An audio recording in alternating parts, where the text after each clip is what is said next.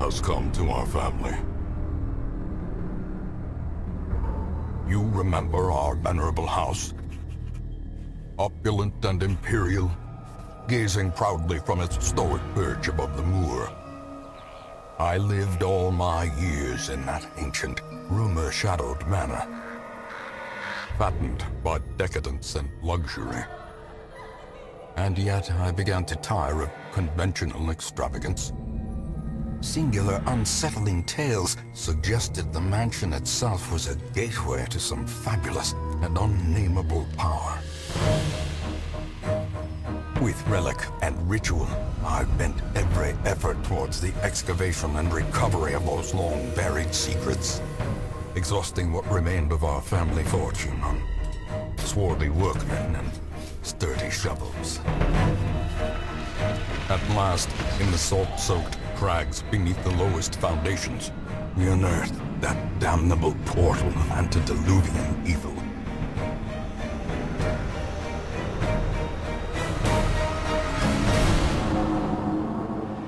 Our every step unsettled the ancient earth. But we were in a realm of death and madness. In the end, I alone fled laughing and wailing through those blackened arcades of antiquity, until consciousness failed me. You remember our venerable house, opulent and imperial. It is a festering abomination.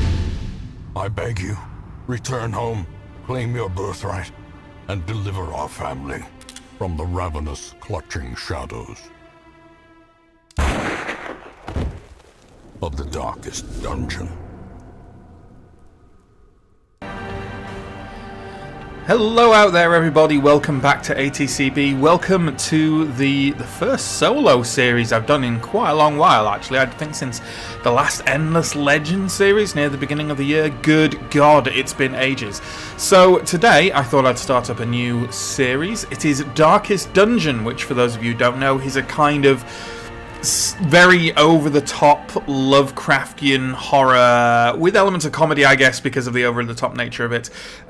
Sort of tactical turn-based dungeon crawler thing.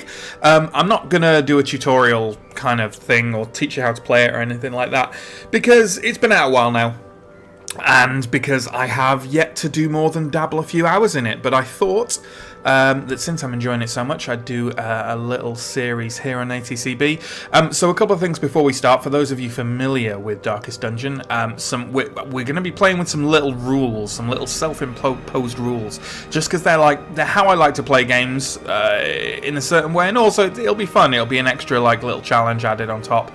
Not that this game particularly needs an extra challenge, but we'll see. We'll see how it goes. First off, we're playing on Radiant difficulty. That is a relatively new setting of the game. I actually waited for the devs to release Radiant mode before I started playing this game because I was aware that while it's kind of an easier mode, but what the main thing it does is cut down the grind, and I really didn't want to. I didn't want to invest 80 hours into a playthrough of this game. So good though it is. So we're playing on the Radiant mode. Also, a couple of little things. Number one, I am not allowed to fire heroes. That's the big one. If you haven't played the game before, that might not seem like a big deal, but it actually really is. And the second thing is, basically, if we have an item to open a curio, then we're gonna do it. Or if basically we'll be opening all curios as long as the odds favour us, even if that's just 51% to 49%. Those are just I quite like the idea of playing like that, especially with the not firing the heroes thing, which could come back to bite me in the ass if I get a ridiculous kleptomaniac, monstrous, fucked up hero. But hey, sooner or later they'll just die, right? So that'll fix the problem for me. I suppose. Yeah, no further ado. Let's get on into the campaign.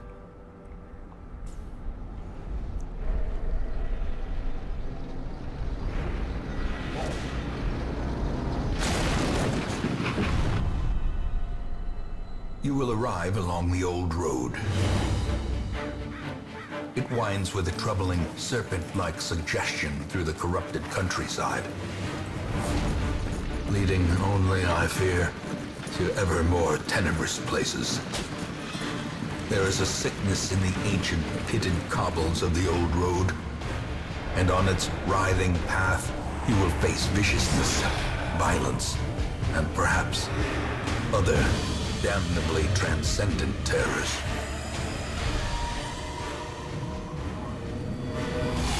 So steel yourself, and remember there can be no bravery without madness. The old road will take you to hell, but in that gaping abyss, we will find our redemption.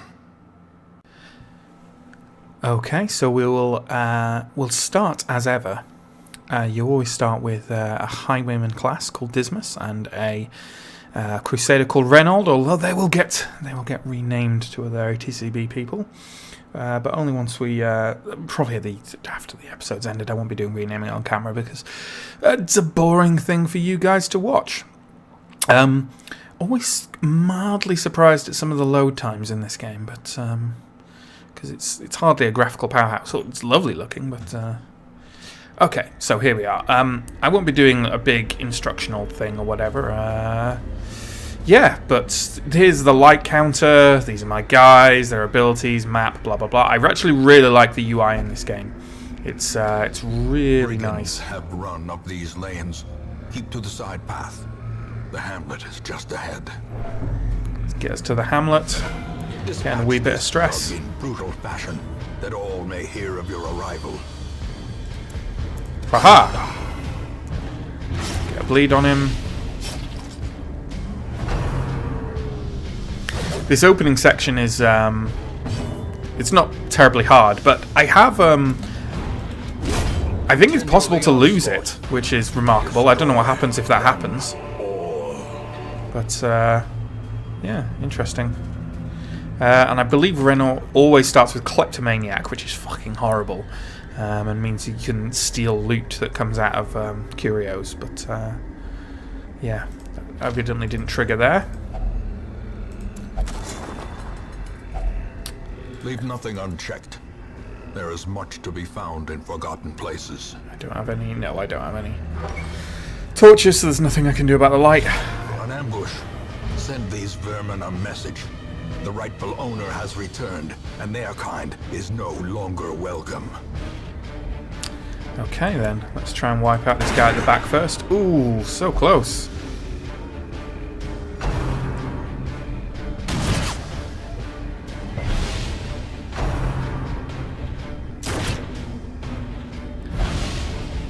Oh well.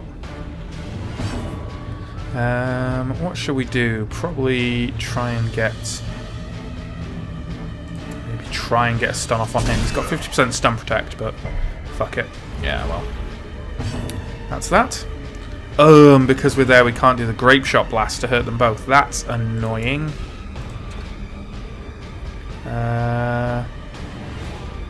Oh, that is annoying. Damage mod is minus 80% on this, though, actually, so we can do that.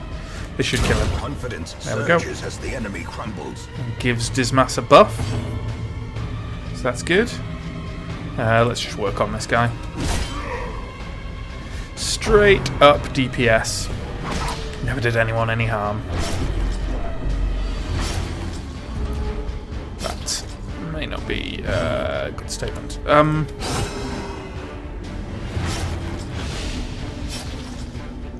Yeah, this is just a DPS race now. These fights at the beginning aren't particularly brutal or difficult, has to be said. Should finish him. Prodigious size alone does not dissuade the sharpened blade. Don't know why I did that, because this is just quest over. Let's get to that hamlet. And we'll do a proper run, obviously, before we wrap up this first episode. Not too much stuff, but it is, yeah, a prologue thing. Gets them to level 1 though, which is nice. So what did we pick up there? Deviant tastes, which means he's not allowed to visit the brothel. Oh god. Ruins Tactician, plus 15% damage in Ruins. That's a good one for a Crusader to have because they already do extra damage to Unholy, which is what you mainly find in Ruins. So that's a good virtue for him to have. Quick Draw, plus 4 speed on first round. That's pretty decent. Not mind-blowing, but pretty decent. Now, for those who haven't played before, it's split between dungeons, which work like that, home, such as it is, and the hamlet. this squalid hamlet, these corrupted lands, they are yours now, and you are bound to them. So we've got our quest goals, successfully complete your first foray into the ruins, and we've got a load of bosses to beat. These are all pretty much all bosses in the game. That's going to take a long time before we beat all those. And the 4 assaults on the darkest dungeon. It's again going to be a long time before we do any of those. Let's take a look at the different buildings. We've got a graveyard. Most will end up here, covered in the poisoned earth, awaiting merciful oblivion. We are going to have heroes in here, let me tell you. I do love the caretaker's giggling as he shows you the graveyard. He's weird. Ancestors' In time, memories. You will know the tragic extent of my failings. This is all the story stuff, really, that you get through beating the bosses and the bits of the darkest dungeon. And also you get some stuff here based on picking up journals in dungeons. We'll probably try and complete them because, weirdly, even if you've already done it once, it is handy because that means they stop spawning, which I think will increase the chances of other things spawning in their place, so it's worth getting them all anyway. Picking them all up because they don't respawn. Yeah, if that made no sense, it will make sense later.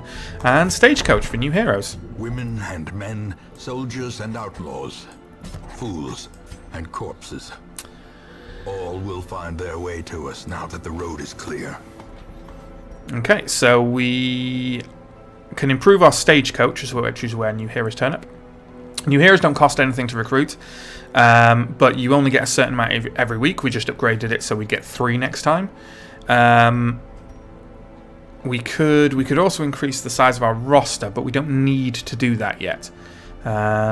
We could actually increase the number of available heroes because we can take 4 next time. So it might be worth doing, I guess. Maybe.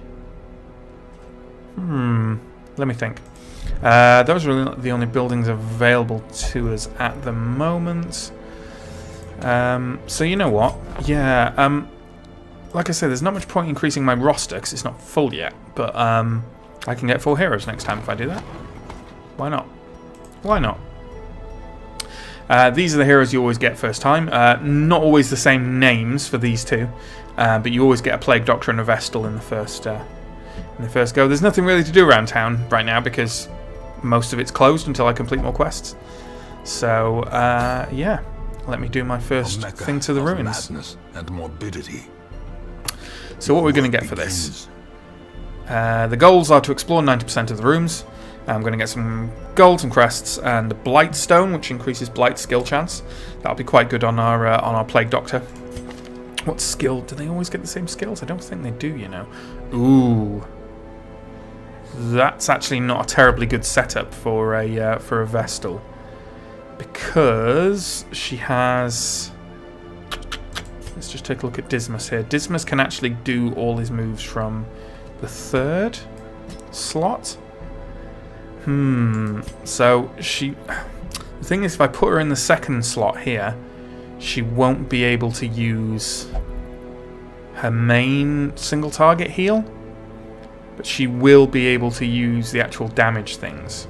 Does Mulan have... And he doesn't have the other off heal either, which is a shame.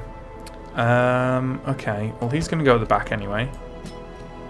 But do I want these extra things? You know what, for the first one, it's not too bad. I shouldn't need a full-on heal.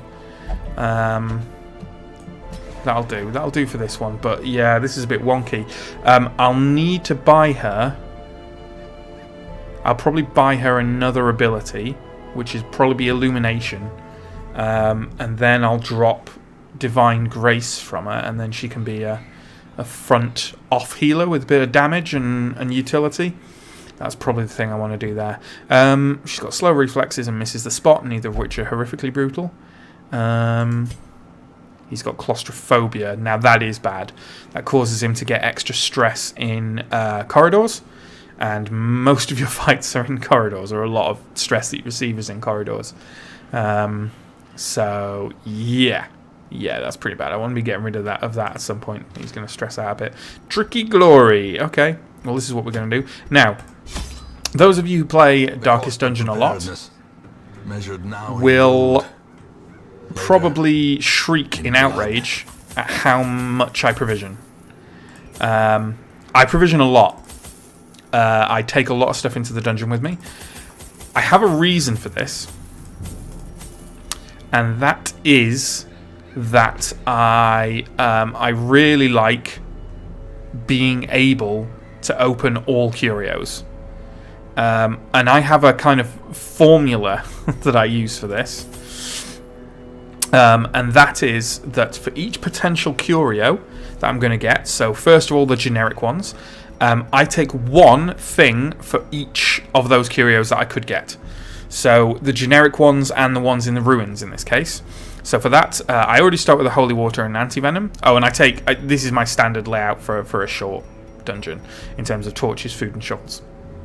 And I know a lot of people would consider that a lot. I like having full light, and the thing is, people talk about maximizing cash through kind of not buying as much at the beginning. But I tend to find that if you end up in a lot of circumstances where you can't open things that would get you way more cash than that one thing cost to open it. I don't know. Someone's probably crunched the numbers on this, and maybe I'm wrong, but it always feels to me distinctly like it's way worse to not have a key to open an heirloom chest or whatever. And also, a lot of the things for upgrading town buildings kind of don't have a monetary value. So I would definitely swap like one key for one portrait. I mean, that's just, you're never going to get one portrait. That's just me. That's just me anyway. But regardless, I was talking about that. So for the generic stuff, I need a Holy Water, which I've already got. I need a Skeleton Key. And I could do with probably another key for some random generic stuff like ancient artifacts in secret rooms. And then because I'm going into the ruins, I need a medicinal herbs, another Holy Water, another Holy Water, another Holy Water, another Holy Water, another medicinal herbs, another key, and another key. And yeah, people will be looking at me thinking I'm fucking mad for taking all this stuff. Because it's small, I am going to reduce each pile by one. Yeah, and that's generally what I take in. And you know what? A lot of the time, I tend to find that I still run out of stuff to open things up, and especially because we're doing these runs at the beginning, as I said, opening everything we kind of can that gives us good odds. This is just what I'm going to do. This is my standard. I like opening things, so I enjoy playing doing that. So it'll be fine. It'll be fine. If you've got the numbers crunched more than I do, please do leave a comment and let me know that I'm buying stuff at a horrific rate. But other than that, it's going to carry on happening. So there we go. Okay, here we are. Fairly good shot. I think this first dungeon is pretty generic. Most of the time, I think it's always in that shape specifically. Yeah. Let's see what we can find and do. Free torch. In that sconce. Packs laden with loot are often low on supplies. Let's keep ourselves at top light. And head in here. Fight! And I've surprised them, which is excellent. I can probably finish these guys off, to be honest. Yeah, almost certainly. Bit of damage on them with the Grape Shot Blast. Disorienting Blast, I guess. Or I could buff someone. Let's buff Reynold. Because that should stay for a little while after the fight. So if we get into another fight straight away, then we'll be laughing. Continue the onslaught. As that buff carries on. Okay. Unlocked strong box should be fine. Sorry, I do have a cheat sheet here of all the different stuff, but obviously unlocked strong box I can just loot by itself. Extra stuffs. Okay then. Yeah, I think the buffs, when they've got a round marker, they go away with time spent walking. Yeah, that's right.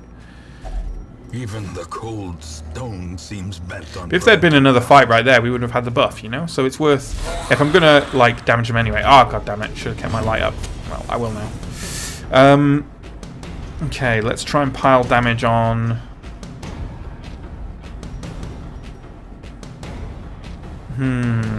What's your max damage here on these guys? 4 to 8.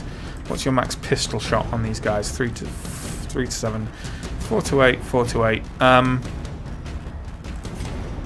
Let's try and get rid of one of their actions. I know focusing on the Acolyte that does stress damage is useful, but I'd rather have them just not being able to take... One of them not being able to take any action, to me, is better than... yeah, is better. Double target stun, but it won't work on her. So you know what? We'll disorientating blast this guy here. That's fine by me. And we'll try and wipe this guy. Yep. Another abomination cleansed from our lands. What we got here? I don't think I've ever really used these because I've always just had a straight up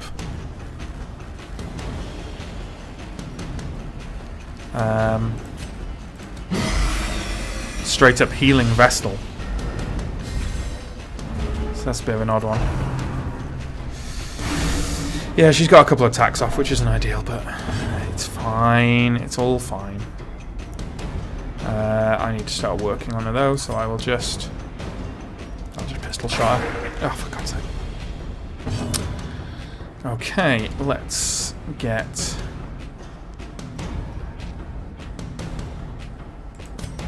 Let's try a stun on her. Resisted the stun, but it got rid of the corpse and moved it to the front, so... Worthwhile. Worthwhile. Now, can we... Yeah, we're better off. Lots of misses. Lots of misses. Be gone, fiend. Actually getting our stress up a bit as well. Isn't ideal. Blimey. Definitely should have tried to kill her quicker.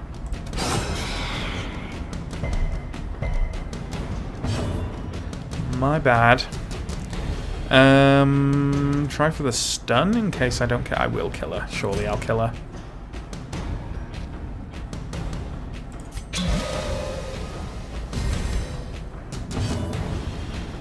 Okay. Decimated. Yep. Okay. Some stress relief there. Not too bad. Seize this momentum. Not too Push bad. on to the task's end. So where are we going? Where are we going?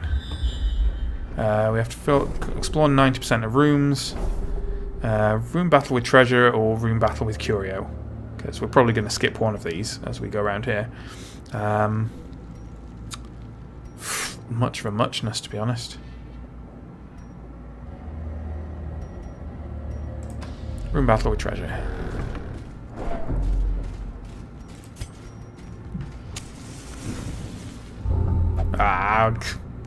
Reynold. And that's why you get rid of kleptomania.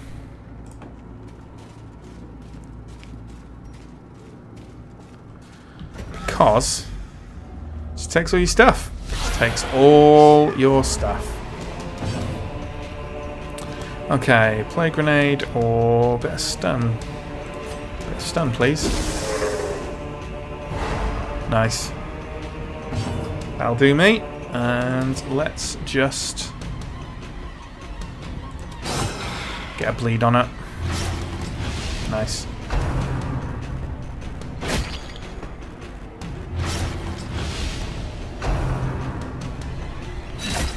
Oof. Heavy hit there.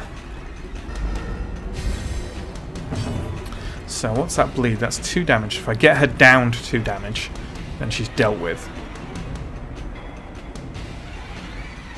Which I should be able to do with Unholy Accusation, actually, so I can get a full hit in on...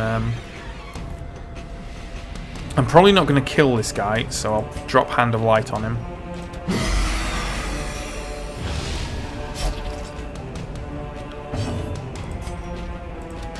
Their formation Nice. is broken. Maintain the offensive. Very nice. Okay, you can probably kill him. As the fiend falls, Sweet. a faint hope blossoms. Play grenade or a... Yeah, clear those corpses. Stun this guy. Nice. He still does have his action, but I also have an action that can probably kill him in one. So you know what? I'm just going to heal party.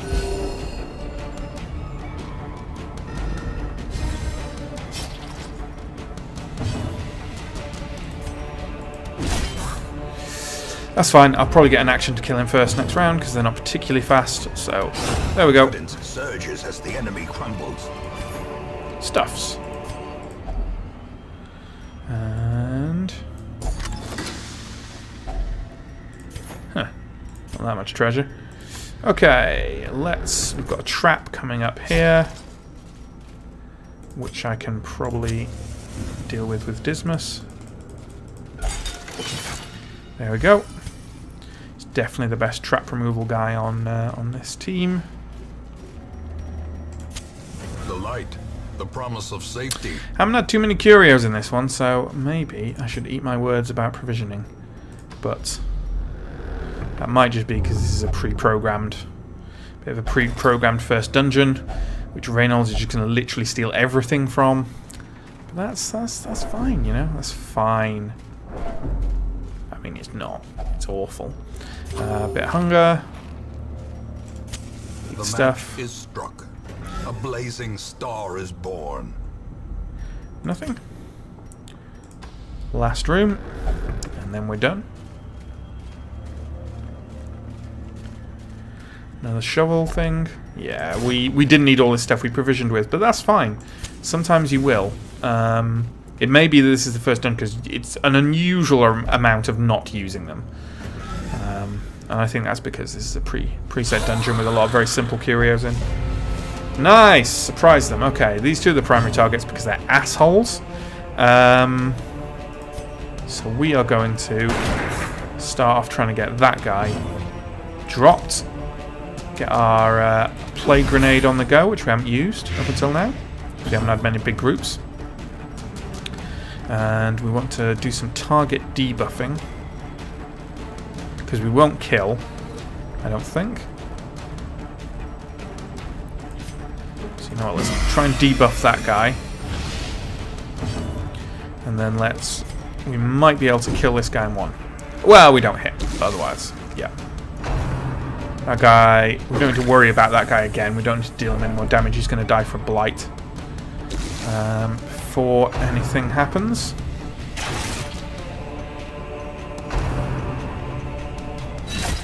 Oof. Quite a bit of damage being dealt out. What does that do? Minus 20% damage, minus 7 accuracy. Okay. More plague grenade stuff, I guess. Yeah, we want a pilot on there. We'll kill that guy. Which we didn't need to do anyway, but that's 8 damage per round. And he's on 9, so we need to deal 1 more damage to him, ideally. And then he'll die next round.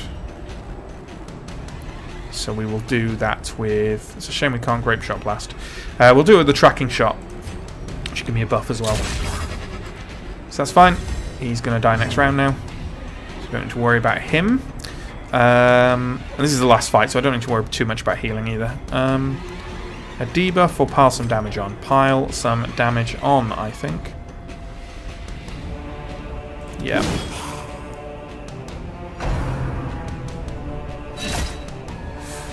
Trouble having a vessel up front is she takes a lot of damage. Zealous Accusation will probably finish this guy off, I think. Yep.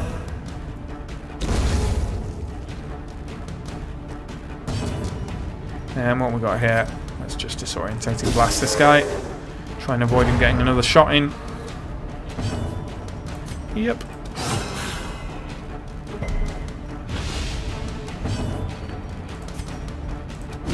Another one. And we're done. There we go. We'll continue adventuring so we can open this up. But a victory nonetheless.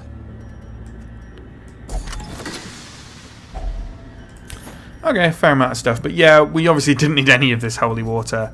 So that was, what, 600 gold wasted, I suppose? Whatever. I don't mind. I'm not going to change my policy. To be honest, I think it's that this is the first dungeon. I think that's the main problem with this. Because usually even with short dungeons, I end up opening a lot more stuff and taking a lot more stuff back. So, it's fine. Bit of XP. Thanatophobia, plus 20% stress if HP below 50%. That's quite bad. It's not awful. More 10% damage if torch below 26. That's going to be pretty useful for us because we're mainly going to be doing full light runs here. I'm not too bothered about doing dark runs. You answered the letter. Now, like me, you are a part of this place. Oh god. Abbeys and taverns are now unlocked. Let's have a look in the tavern. They're basically both for stress relief. Cards and curtained rooms promise solace to the weary and broken alike. Reynolds could do with getting rid of some stress, but we'll see if we get someone who can replace him anyway. That's not the Abbey. That's the Abbey. The cobwebs have been dusted, the pews set straight. The Abbey calls to the faithful. Yeah, these do the same thing effectively, but each individual thing has different issues with it and whatever. The caretaker will also be occupying one random slot every week. First thing we need to do, let's look at our new heroes. So we've got another Vestal. That's cool. Hopefully a Healy one. We've got an Occultist, a Man-at-Arms, and an Abomination. Okay, well the Man-at-Arms is another tank, so we can afford to offload Reynolds. Here's the thing I wish it didn't do. Kept your team in that slot. See, I have to go in there and offload them so that I can sort this properly. Stress level, Reynolds definitely the highest. Has he got anything dictating? Okay, he'll only pray. He can't visit the brothel, but he can't do that anyway because he can only pray. So that's fine. So oh, fucking caretaker. Okay, well we're gonna have to wait to de-stress him, but that's fine. So the second, she's got Mace Bash again, which is annoying. But at least all the rest can be done from position 3. So we'll build her towards healing, but we'll replace Mace Bash with Judgment or Divine Comfort at some point. Yeah. But that's fine. That's fine. Okay, I guess we'll wrap up the first episode there. Quite short but sweet. Yeah, and I'll get to the second episode online pretty quickly. But let me know whether you're enjoying Darkest Dungeons so far. Hints, tips, tricks, these are all good things. I haven't played a huge amount of the game, but I'm quite well read on it. As soon as I started playing it, I got really addicted and just played it for hours, and then went and read a load of stuff online to, like, you know, not optimize my play because I don't really do min-maxing, but just like to know what everything was and how some tips and tricks and stuff like that. But feel free to give me more because there's always some stuff I won't have figured out. So until episode 2, goodbye.